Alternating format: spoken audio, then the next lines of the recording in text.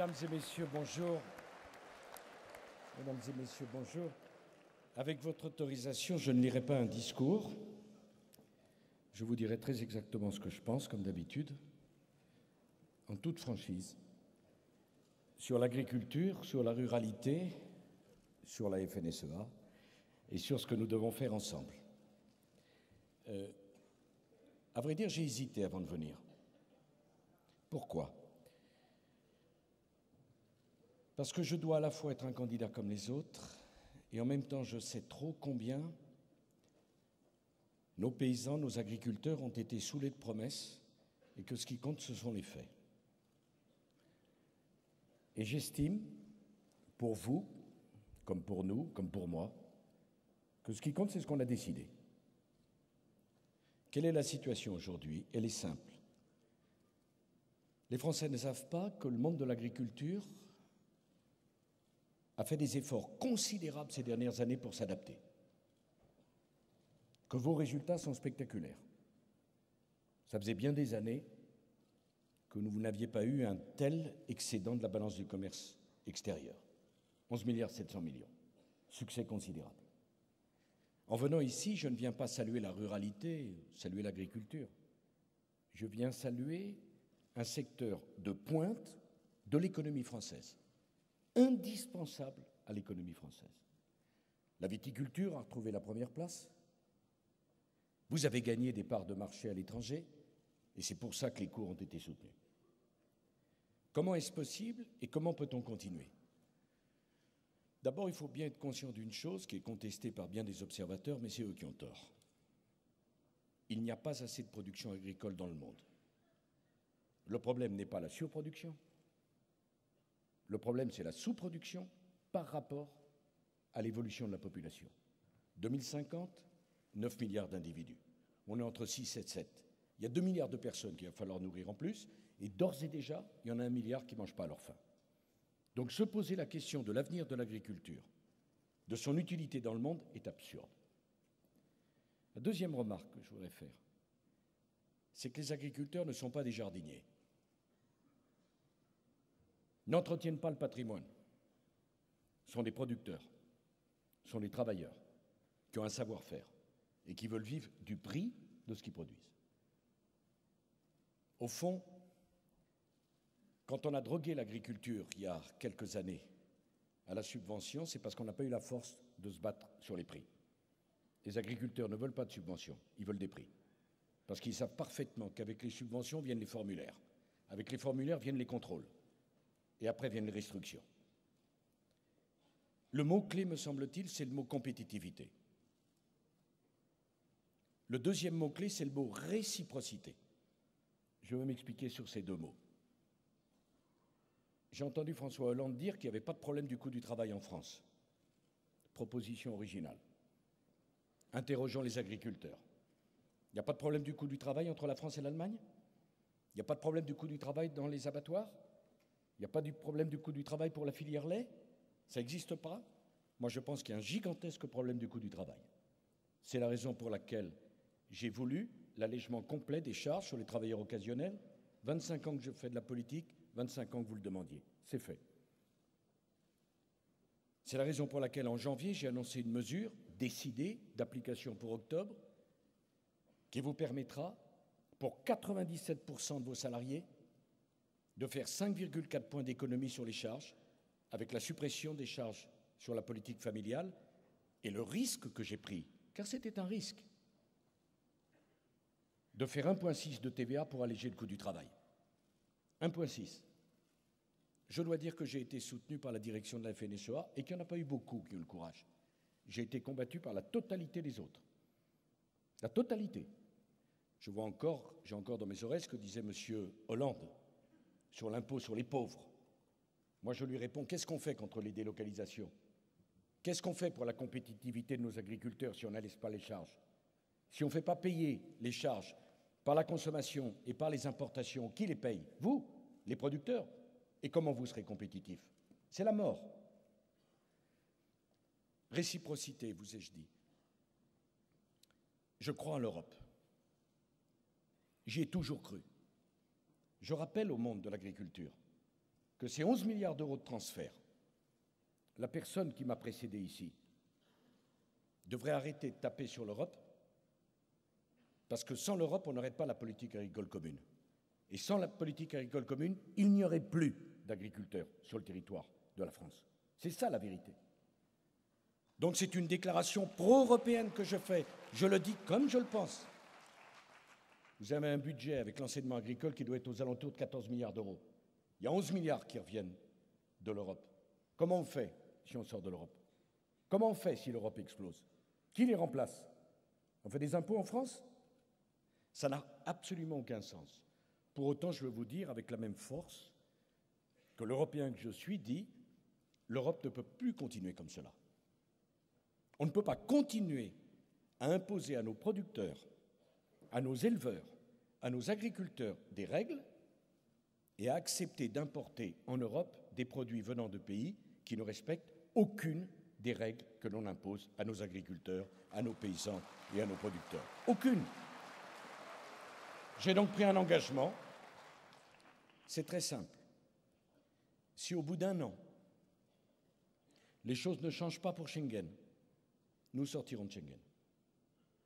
Si au bout d'un an, la réciprocité n'est pas inscrite dans la politique commerciale de l'Europe, à ce moment-là, nous ferons un Buy European Act, c'est-à-dire que ne seront acceptés pour conquérir sur nos marchés que les produits produits et fabriqués en Europe. On fera comme les États-Unis d'Amérique et que personne ne vienne nous donner de leçons, ils le font depuis 1933. La troisième remarque. Je crois à la concurrence. Et je ne vais pas dire au monde de l'agriculture, alors que vous avez 11,7 milliards d'excédents, qu'il faut se refermer. Mais je crois à la concurrence loyale, pas à la concurrence déloyale. Depuis 1994, nous avons ouvert tous nos marchés publics en Europe. Je regarde le Japon, seul marché public ouvert, l'eau. Je regarde la Chine, aucun marché public ouvert. Les choses sont simples, réciprocité, où dans un an, on appliquera des règles, et ça vaut pour l'agriculture, qui permettront de protéger nos agriculteurs. Les éleveurs, vous avez fait un progrès considérable pour assurer les consommateurs, avec la traçabilité. Alors pourquoi continuer à faire venir de la viande d'Argentine, de Nouvelle-Zélande, où le mot traçabilité n'existe même pas dans le vocabulaire? Le bien-être de la condition animale, je le comprends, je l'accepte. Mais pourquoi continuer à faire venir de la viande d'endroits où le bien-être animal ne concerne personne? Concurrence, oui, mais concurrence à égalité. Quatrième remarque, la PAC, le budget, ça a été un combat que vous n'imaginez pas. Nous avons obtenu, et vous connaissez l'Europe, de la Commission, qu'elle mette sur la table un budget de la PAC pour discuter à euro courant le même. On est parti de propositions à moins 30%. Alors ça ne veut pas dire que tout est gagné. Il faut encore se battre. Mais sur l'enveloppe globale, on a gagné le premier combat. Et vous savez très bien que si on l'avait perdu, il n'y avait aucun filet de rattrapage en la matière. La PAC, on la défendra, et je sais que c'est un sujet sensible pour vous, mais par respect, je vais en parler avec vous. On la défendra d'autant mieux qu'elle sera juste. Je veux rendre hommage à la FNSEA. Quand on a fait le bilan de santé de la PAC, on a enlevé 1 milliard aux uns pour le donner aux autres. Ça a été difficile pour vous. Certains nous en ont voulu, et ceux qui ont été contents l'ont été dans une discrétion qui frisait la pudeur. Et pourtant, la PAC, on peut la défendre que si elle est juste. Si elle n'est pas juste, la PAC, ça ne tiendra pas. Et vous voyez, et j'en aurais terminé avant de répondre à vos questions s'il y en avait. Compétitivité parce que vous êtes des producteurs. J'ai un caillou dans mon soulier. On a fait l'allègement des charges sur le travail occasionnel. On fait l'allègement des charges sur le travail permanent. Reste la question de l'allègement des charges sur l'agriculteur lui-même. Je vais prendre un engagement devant vous. Si on arrive à convaincre la Commission que ce n'est pas une aide sectorielle, nous le ferons. Mais si on arrive à les convaincre, et je le dis à Xavier Belin, pourquoi ? Parce que je ne veux plus jamais que l'agriculture française connaisse la situation que vous avez connue dans le passé, où on vous promettait des subventions, et après il fallait les rembourser, et vous étiez traités comme des quasi-délinquants devant l'opinion publique nationale. Ça ne servait pas, croyez-moi, la cause. Dernier point, les normes. Deuxième caillou dans mon soulier.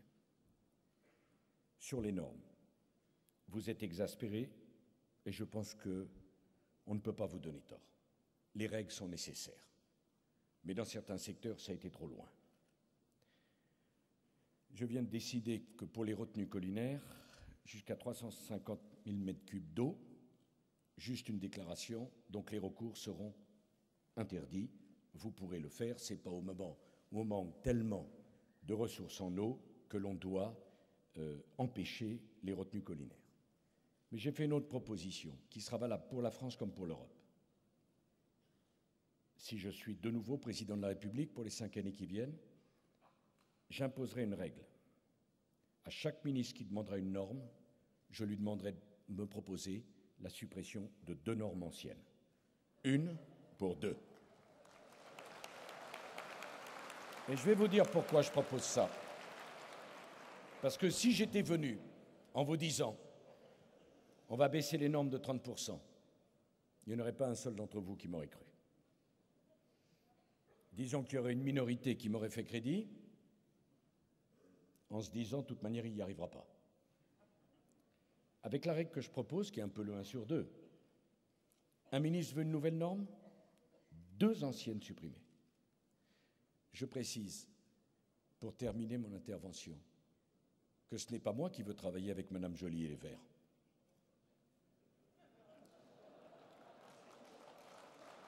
Ni dans les régions, ni pour la France.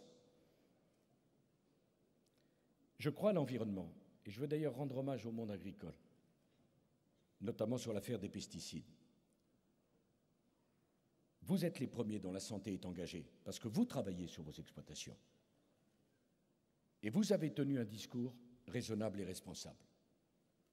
J'ai mis en cause un certain nombre d'associations lorsque, scandaleusement, au moment du Salon de l'agriculture, ils avaient fait cette campagne de publicité, je vais vous le dire, indigne à mes yeux, un moment si important pour l'agriculture qu'est le moment du Salon de l'agriculture.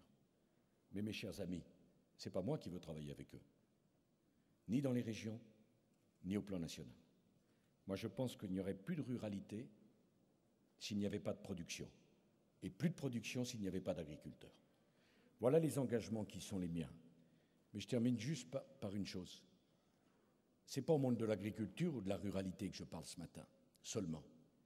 Je parle à des femmes et à des hommes qui aiment leur travail. Et je veux défendre le travail.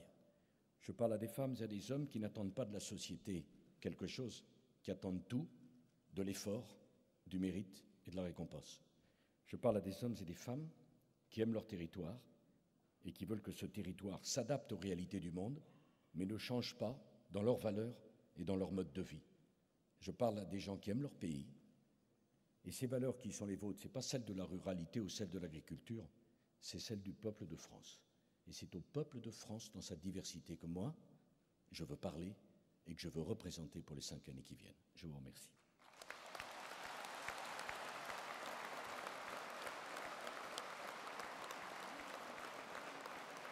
Voilà, merci Nicolas Sarkozy. Les représentants vont vous poser 2 questions maintenant. Vous avez gagné un petit peu de temps, on va peut-être pouvoir y répondre séparément. Première question d'Emmanuel Moni, le président de l'Union nationale des entrepreneurs du paysage. Monsieur le Président, je représente les jardiniers dans ce grand monde de l'agriculture. Je souhaitais... Je l'ai été moi aussi. Jardinier professionnel.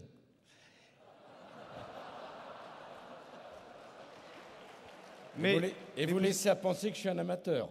C'est pas ce que j'ai voulu dire. Je voulais savoir ce que vous comptiez faire pour améliorer l'accès au marché public pour les toutes petites entreprises et les PME. Nous sommes avant tout dans ce monde des TPE et des PME. mais surtout pour faire en sorte que l'on ne retienne pas uniquement toujours le moins 10 ans, c'est-à-dire que la sélection est basée uniquement sur le critère du prix, alors que les critères environnementaux et surtout les critères sociaux sont plébiscités par les Français et les politiques, mais que les acheteurs n'entendent pas de la même manière. Bon, c'est une question absolument essentielle qui touche pas simplement aux PME, qui touche également aux circuits de distribution et un sujet considérable qui est la proximité entre les producteurs que vous êtes et les consommateurs. Je pense depuis bien longtemps que ce fut une grande erreur au lendemain de la guerre pour l'agriculture française de ne pas se préoccuper de la distribution. Qu'on le paye encore aujourd'hui. Qu'on le paye dans un rapport de force inégal avec la grande distribution, mais qu'on le paye d'autre chose. Je vous demande d'y être attentif. Il n'existe pas de producteurs qui peuvent produire durablement s'ils ne sont pas en permanence en contact avec le consommateur. Rien ne remplace le contact avec le consommateur. C'est pourquoi je crois au circuit court notamment. Ce n'est pas simplement une question de partage de la valeur ajoutée.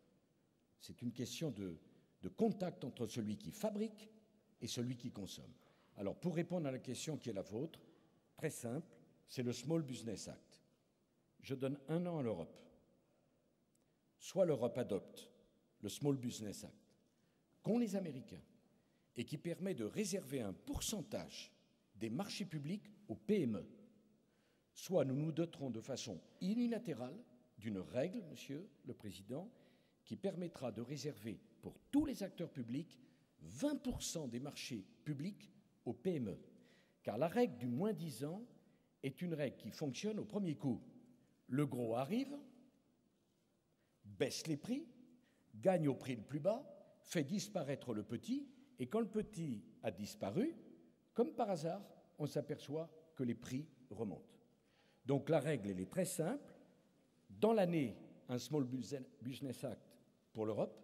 Si dans l'année nous ne l'avons pas, la France appliquera cette règle de façon unilatérale pour l'ensemble des marchés publics, État, régions, départements, collectivités territoriales, et ça vaudra notamment, Monsieur le Président, pour la restauration scolaire. Deuxième question maintenant de Dominique Debellègue, le président de la Fédération nationale des courses françaises. Monsieur le Président, actuellement l'Union européenne, au nom de la libre concurrence entre les États membres, remet en cause des mesures législatives adoptées par la représentation nationale et indispensables pour le bon fonctionnement de différents de nos secteurs d'activité en France qui sont souvent exemplaires dans le monde. C'est ainsi, par exemple, que dans le domaine hippique, qui constitue une activité économique dynamique forte de 74 000 emplois répartis dans 68 départements, la Commission européenne refuse d'une part, malgré un premier avis favorable, de valider le principe de financement de la filière cheval via le prélèvement spécifique sur les paris approuvés par le Parlement français, et d'autre part, d'admettre un taux réduit de TVA sur la plupart des opérations liées au cheval, qu'ils soient de course ou de sport, alors qu'il s'agit d'une production agricole. Dans ce contexte, la question est la suivante. Est-il normal que l'Union européenne bafoue la volonté du législateur national en s'opposant à l'application de mesures prises dans l'intérêt d'un secteur économique, et quelles dispositions envisagez-vous de prendre pour empêcher l'anéantissement de nos filières? Bon, la filière cheval, pour un certain nombre de régions, je pense à la Normandie, mais il y en a bien d'autres, c'est une filière absolument essentielle. Elle est particulière à notre pays. J'ajoute qu'il n'y a pas de filière cheval durable sans la course. C'est donc un enjeu économique essentiel. La TVA est à 5,5 et c'est le sujet de préoccupation avec la Commission. Donc là-dessus, nous allons nous battre pour essayer de faire entendre raison à la Commission. Je suis attaché depuis bien longtemps, j'étais à l'époque ministre du Budget, 93-95, et j'avais la tutelle de la filière. ce qui m'a permis de connaître bien ce monde du galop, du trot et de l'élevage. Mais plus structurellement, la question qui est en cause, c'est l'idée que se fait la Commission de ce que doit être la concurrence en Europe. Et je conteste cette idée. Et je vais essayer de faire avancer l'idée de la manière suivante. Si nous avons fait un marché unique en Europe, c'est pour que la concurrence soit analysée sur l'ensemble de ce marché unique et pas séparément sur chacun des marchés composant l'Europe. S'il y a un marché unique, les positions dominantes doivent être examinées sur l'ensemble des pays et non pas sur chaque pays séparément. Deuxième remarque sur le droit de la concurrence. On ne peut pas appliquer les mêmes règles aux 4 géants de l'informatique et aux producteurs de lait, aux éleveurs, parce que nul n'a le droit de vendre à prix perdant inférieur au coût de production, mais si on n'a pas le droit de définir dans chacun des secteurs, comme nous l'avons fait pour le lait, un coût de production, définir un coût de production moyen, ce n'est pas faire une entorse à la concurrence. Donc sur tous ces sujets-là, ce qui me semble, c'est que nous avons sorti l'Europe de la crise financière et des problèmes institutionnels. C'est maintenant la conception de notre politique. Quelle politique commerciale? Quelle politique de la concurrence? Qu'est-ce que c'est qu'une aide sectorielle? Ce que je disais tout à l'heure pour les allègements de charges sur l'agriculteur indépendant qui n'a pas de salariés. La TVA pour cette filière équine qui est bien particulière. Sur toutes ces questions-là, la Commission doit comprendre que la préoccupation, c'est une Europe de producteurs et pas simplement l'Europe des consommateurs. Le ver dans le fruit, en vérité, vient de là. C'est qu'elle construit l'Europe des consommateurs. Mais le jour où les consommateurs n'auront plus d'usines et plus d'emplois, ils consommeront quoi?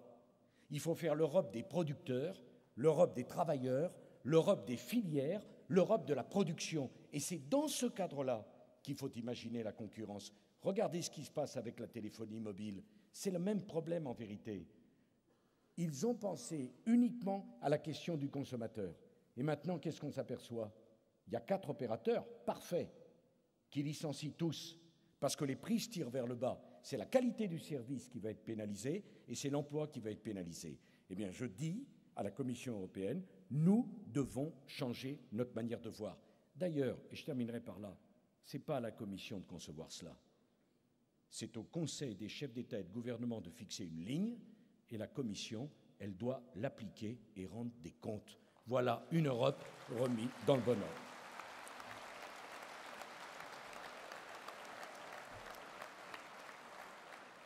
Si je peux dire juste... Voilà, on est quasiment au bout, vraiment. Vous avez 20 secondes. Ah, si. Vous êtes sûr que c'est 20 secondes? À peu près. Écoutez, j'ai le chronomètre devant, vous aviez gagné 1 minute, il vous reste une vingtaine de secondes.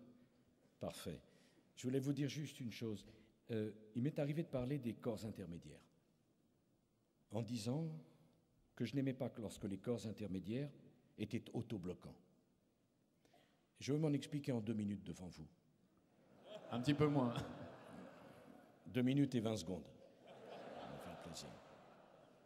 Je vais vous dire quand je l'ai, il faut me le retirer. Hein, mais je veux parce que c'est important. Il y a des corps intermédiaires qui n'ont comme seule idée que de bloquer, que de casser, que d'empêcher. Et oui, j'utiliserai le référendum pour passer au-dessus de leur tête. Et puis il y a des corps intermédiaires qui prennent leurs responsabilités, qui acceptent d'aller au contact, de porter les réformes, de les défendre. Et le syndicalisme agricole, et notamment la FNSEA, sont de ceux-ci. Je tenais à le dire devant votre président, à la fois de la FNSEA et des jeunes, pour leur dire continuez comme ça, assumez vos responsabilités. Mais n'hésitez pas à dire ce que vous pensez. Ne faites pas de politique, vous aussi. Vous êtes tellement mieux quand vous êtes sincère. Merci.